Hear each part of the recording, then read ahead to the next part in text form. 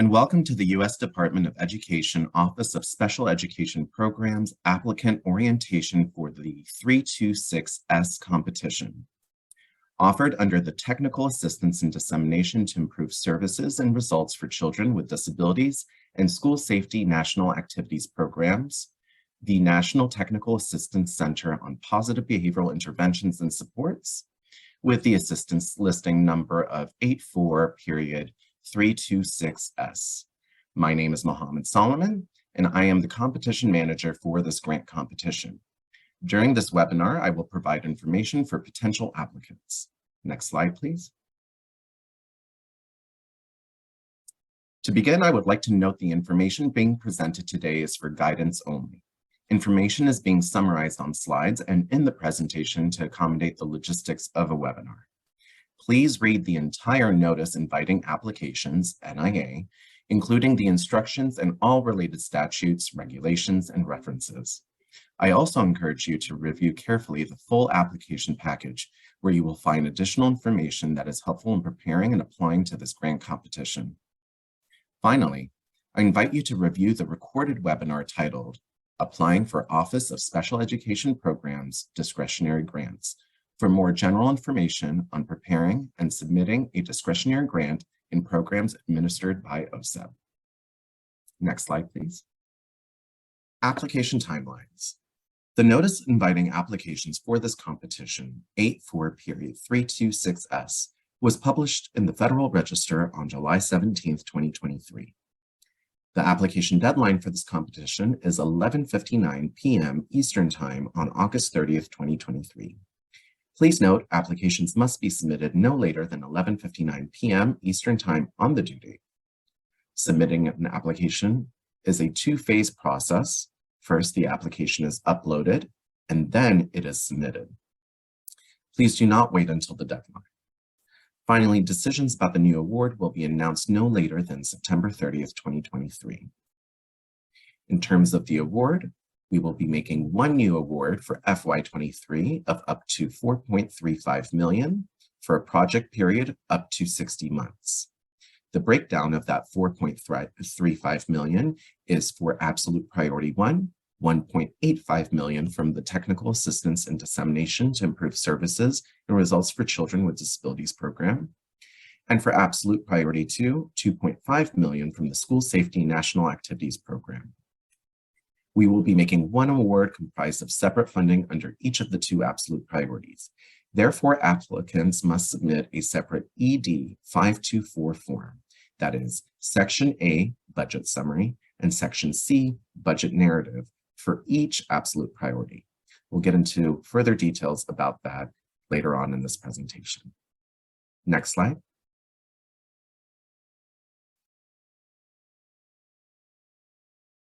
All the information being in this webinar is also available in the application package, and specifically the application package includes the Dear Applicant letter, notice inviting applications, that is, the Federal Register notice and the grants.gov system submission procedures and tips for applicants, the priority description and background information important for understanding the absolute priority, and the selection criteria that will be used for scoring.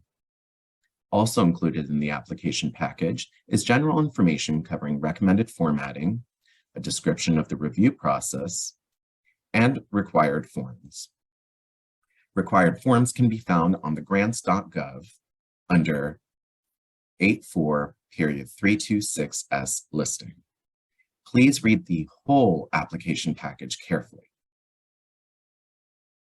Next slide.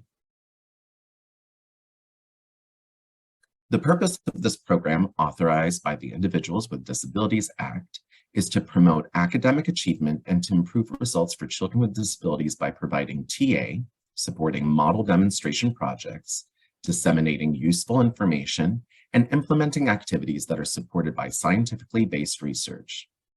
It is also to provide support to state educational agencies and local educational agencies for activities to improve student safety and well-being.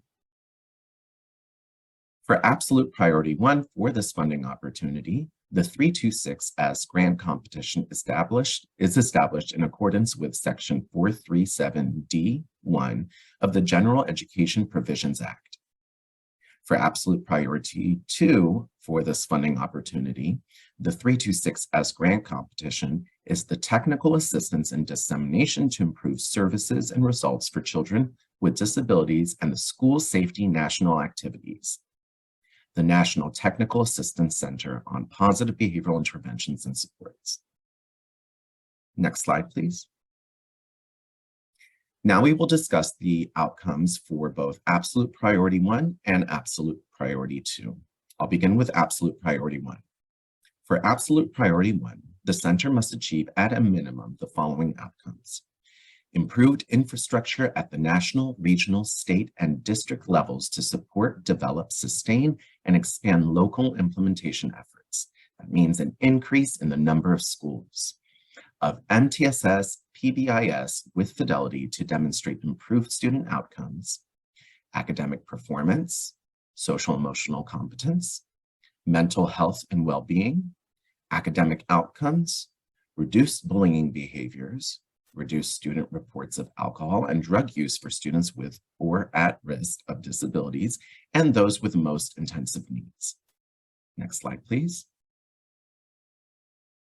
The center must achieve at minimum the following additional outcomes: improved capacity for systems implementation at the SEA and LEA levels, including new and existing LEAs in schools, to implement the components of a MTSS PBIS framework.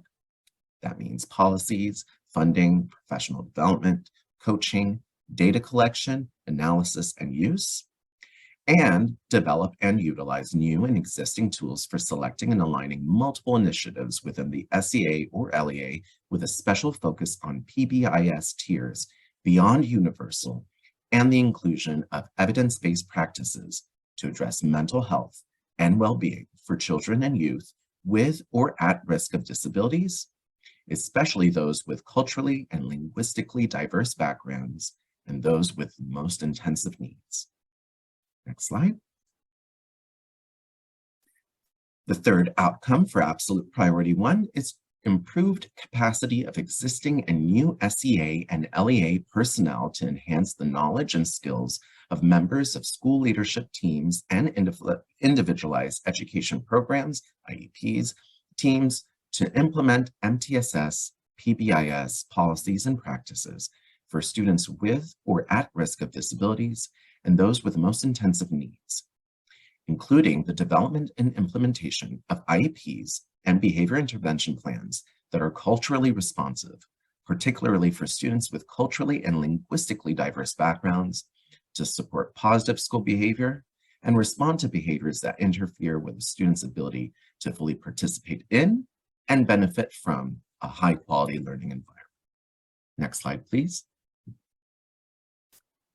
The fourth outcome for Absolute Priority 1 is increased use of SEAs and LEAs of new and updated, reliable and valid tools and processes for evaluating the fidelity of the implementation of the MTSS PBIS framework and for measuring its outcomes, including reductions in violence and the illegal use of drugs, discipline referrals, suspensions, expulsions, and the use of restraints and seclusion, and improvements in school climate, time spent in instruction, mental health and well-being, and overall academic achievement, particularly for students with culturally and linguistically diverse backgrounds, and those with or at risk of disabilities, and those with the most intensive needs. Next slide, please. And the final outcome for Absolute Priority 1 is increased body of knowledge to enhance implementation of MTSS PBIS, particularly for students with culturally and linguistically diverse backgrounds, those with or at risk of disabilities, and for those with the most intensive needs in high poverty schools, low performing schools, rural schools, high schools, alternative public schools, charter schools, mental health settings, private schools, and juvenile correction settings. Next slide, please. Now we will discuss the outcomes for Absolute Priority 2. For absolute priority 2, the center must achieve at a minimum the following outcomes: improved systems and resources at the national, regional, state, and district levels to support, develop, align, and sustain local implementation of MTSS PBIS efforts to organize evidence-based practices to support positive school climates and respond to students' social, emotional, behavioral, and mental health needs to improve access to and engagement in learning. Next slide, please. The second outcome for absolute priority 2 is improved capacity of SEA and LEA personnel to support the knowledge and skills development of school personnel, including administrators and practitioners, through efforts such as pre-service and in-service training and coaching to implement MTSS PBIS as a framework to organize evidence-based practices to support and respond to student needs, particularly those from underserved and culturally and linguistically diverse backgrounds, and students whose behavior may interfere with their ability to fully participate in and benefit from a high-quality learning environment. Next slide, please.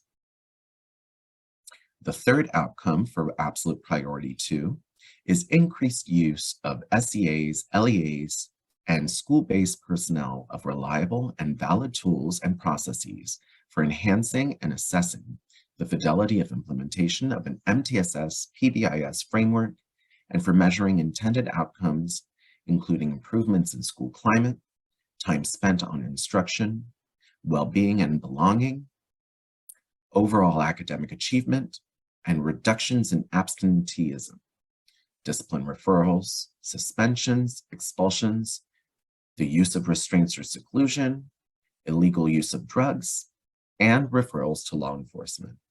Next slide, please. The fourth outcome for absolute priority 2 is improved implementation of a MTSS PBIS framework and evidence-based practices and assessment of SEA or LEA recipients of grant programs that focus on improving positive school climates and implementing evidence-based practices to support and respond to students' social, emotional, behavioral, and mental health needs. Next slide, please. The fifth outcome for absolute priority 2 is that enhanced response and recovery assistance as requested by and in collaboration with the department for violent or traumatic incidents that impact school communities, including intensive, individualized support to facilitate recovery of the learning environment. Next slide.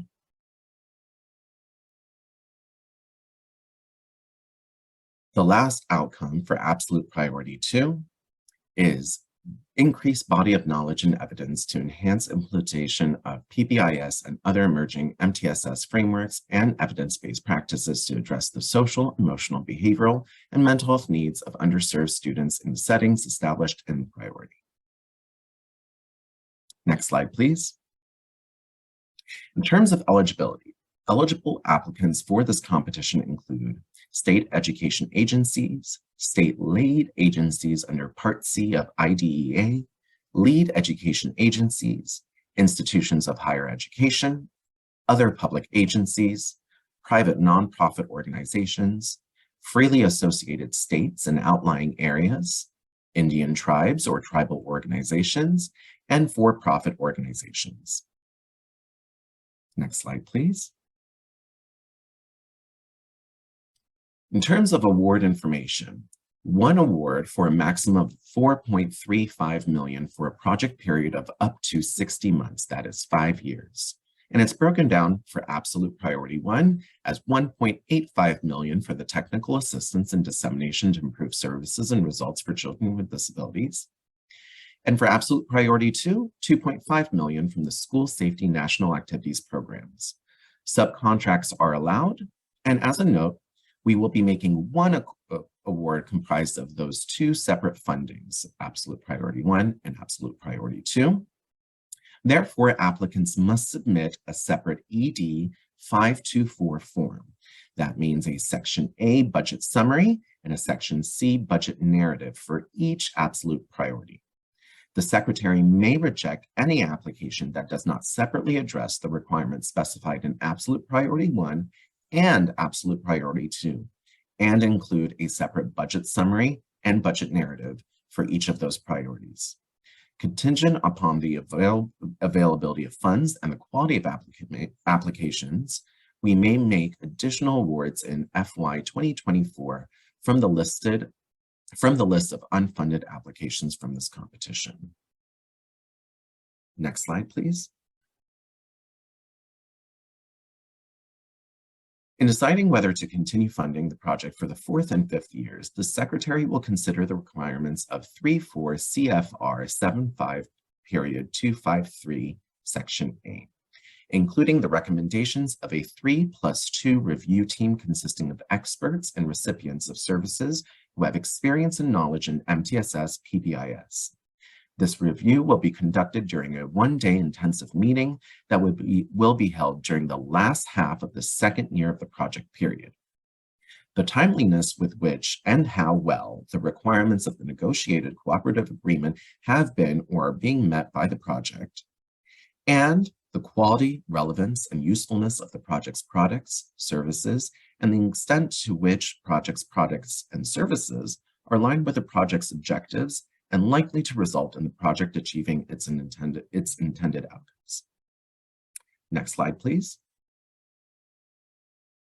Now we will switch to discussing the competition information, including the application narrative and selection criteria, project assurances, and general requirements.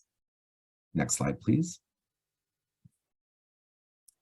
For the application narrative and selection criteria, our selection criteria is broken down in the following way. For significance of the project, 10 points, a maximum of 10 points will be assigned. For quality of project services, a maximum of 35 points will be assigned. For quality of project evaluation, a maximum of 20 points will be assigned. For adequacy of resources and quality of project personnel, a maximum of 15 points will be assigned. And for quality of the management plan, a maximum of 20 points will be assigned, all equaling to potential 100-point assignment.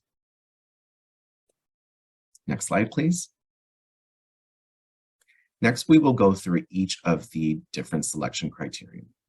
First, significance of the project. As I mentioned before, a maximum of 10 points will be assigned, so that is a range of 0 to 10 points possibly assigned for this specific criteria. In determining the significance of the proposed project, the Secretary considers the following factors: the extent to which specific gaps or weaknesses in services, infrastructure, or opportunities have been identified and will be addressed by the proposed project, including the nature and magnitude of those gaps or weaknesses, and the importance or magnitude of the results or outcomes likely to be attained by the proposed project. Next slide.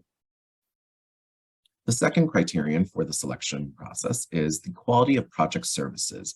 Here we have a range of 0 to 35 points being assigned for this criteria. And in determining the quality of project services, the Secretary considers the following factors: the quality and sufficiency of strategies for ensuring equal access and treatment for eligible project participants who are members of groups that have traditionally been underrepresented based on race, color, national origin, gender, age, or disability. The extent to which the goals, objectives, and outcomes to be achieved by the project are clearly specified and measurable. The extent to which there is a conceptual framework underlying the proposed research or demonstration activities and the quality of that framework. Next slide, please. The extent to which the services to be provided by the proposed project reflect up-to-date knowledge from research and effective practice. The extent to which the training or professional development services to be provided by the proposed project are of sufficient quality, intensity, and duration to lead to improvements in practice among the recipients of those services. The extent to which the TA services to be provided by the proposed project involve use of efficient strategies, including use of technology as appropriate, and the leveraging of non-project resources. Next slide, please. The next criterion, quality of project evaluation, maximum of 20 points will be assigned, so that is a range of 0 to 20 points for the specific criteria. In determining the quality of the evaluation, the Secretary considers the following factors: the extent to which the methods of evaluation are thorough, feasible, and appropriate to the goals, objectives, and outcomes of the proposed project, the extent to which the methods of evaluation provide for examining the effectiveness of project implementation strategies, and the extent to which the methods of evaluation will provide performance feedback and permit periodic assessment of progress toward achieving intended outcomes, the extent to which the methods of evaluation include the use of objective performance measures, and that are clearly related to the intended outcomes of the project and will produce quantitative and qualitative data to the extent possible. Next slide, please. The next criteria in our selection process is adequacy of resources and quality of project personnel. Here we have a range of 0 to 15 points being able to be assigned for this criteria, maximum of 15 points here. And in determining the adequacy of resources for the proposed project and the quality of the personnel who will carry out the project, the Secretary considers the following factors: the extent to which the applicant encourages applications for employment from persons who are members of groups that have traditionally been underrepresented based on race, color, national origin, gender, age, or disability. The qualifications, including relevant training and experience of the project director or principal investigator. The qualifications, including relevant training and experience of key project personnel. The qualifications, including relevant training and experience of project consultants and subcontractors. Next slide, please. The qualifications, including relevant training, experience, and independence of the evaluator. The adequacy of support, including facilities and equipment, supplies, and other resources from the applicant organization or the lead applicant organization.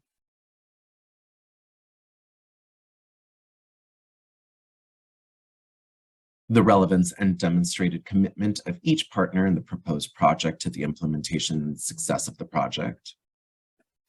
The extent to which the project is adequate to support the proposed project. And the extent to costs are reasonable in relation to the objectives, design, and potential significance of the project. Next slide, please.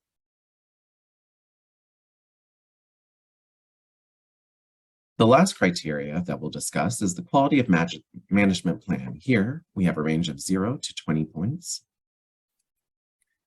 In determining the quality of management plan, the Secretary considers the following factors: the adequacy of the management plan to achieve the objectives of the proposed project on time and within budget, including clearly defined responsibilities, timelines, and milestones for accomplishing project tasks.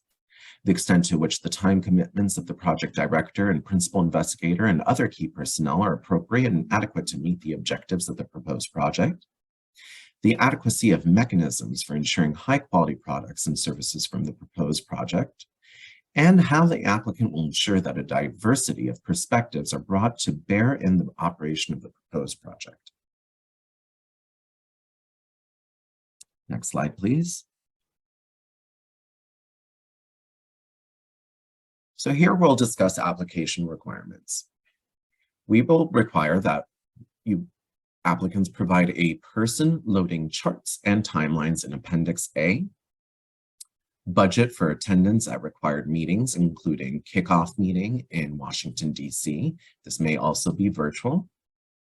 Annual Project Directors Conference in Washington, D.C., 2.5 days.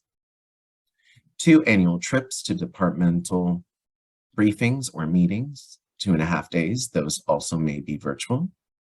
Budget for an annual set aside of 5% of grant amount to support emerging needs in budget. and maintain a high-quality website with an easy-to-navigate design that meets government or industry-recognized standards for accessibility. Next slide, please. Of our general requirements, we're asking that applicants make positive efforts to employ and advance in employment qualified individuals with disabilities in project activities, the employment of qualified individuals with disabilities in project activities, involve individuals with disabilities or parents of individuals with disabilities ages birth through 26 in planning, implementing, and evaluating the projects, to ensure equitable access to and participation in its programs for students, teachers, and other program beneficiaries with special needs. Next slide, please. In terms of our administrative requirements, applicants are recommended budget limits. So once again, here, we're going to break it down. For absolute priority 1, we have $1.85 million from the Technical Assistance and Dissemination to Improve Services and Results for Children with Disabilities program. For absolute priority 2, you have $2.5 million from the School Safety National Activities program, the maximum of $4.35 million for the full project period. In terms of recommended page limits, the narrative up to 70 pages, Appendix A, which we discussed in a previous slide. Please refer to the Dear Applicant letter and notice for required information. Other appendices can also include resumes, vitaes, letters, supplementary information. And also note that the project period is up to 6 months, 5 years. Next slide, please. Now we will discuss the submission information that includes application submission, submission tips, ineligible applications, and application tips. Next slide, please. Application submission. Applications must be submitted electronically using grants.gov. Applications may not be submitted via email. Applications must be submitted no later than 11:59 p.m. Eastern Time on August 30th, 2023. Application narrative sections and all other attachments to the application must be uploaded as a PDF read-only, non-modifiable format preferred, or Microsoft Word file. Next slide, please. Submission tips. Register early. Grants.gov may take 5 or more business days to complete. Be sure that your registration with the System for Award Management, also referred to as SAM, is current. Submit early. Don't wait until the last day to submit your application. Grants.gov will put a date timestamp on your application and then process it after it's been fully uploaded. Verify that the submission is okay. So that means verify that grants.gov received your submission on time and that it was validated successfully. Next slide, please. Application tips. Maximum funding levels for each grant are noted in the notice. Recommended organization, page limits, spacing, and font sizes facilitate the application review process. Read-only, non-modifiable PDF files facilitate the consolidating of application elements and the review process. Read carefully the grants.gov submission procedures and tips for applicants found in Section B of the application package. Next slide, please. Ineligible applications. Ineligible applications include duplicate applications, applications received after deadline, August 30th, 2023 at 11:59 p.m. Eastern Time, and most importantly, applications not addressing the published priorities. Next slide, please. Here's further information. As I noted earlier, my name is Mohammed Solomon. I am the competition manager. You'll see my email address here. Recording of this pre-application webinar will be available at the website that you see hyperlinked in the second bullet. And also note that the information we shared today was summarized due to the logistics of the webinar and is for guidance only. Please read the entire notice inviting applications, NIA. The instructions and all other related statutes, regulations, and references are included there. Should you have any questions, please contact me via email.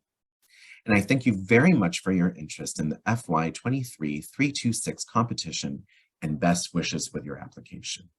Next slide, please. And that concludes our webinar today. Thank you very much.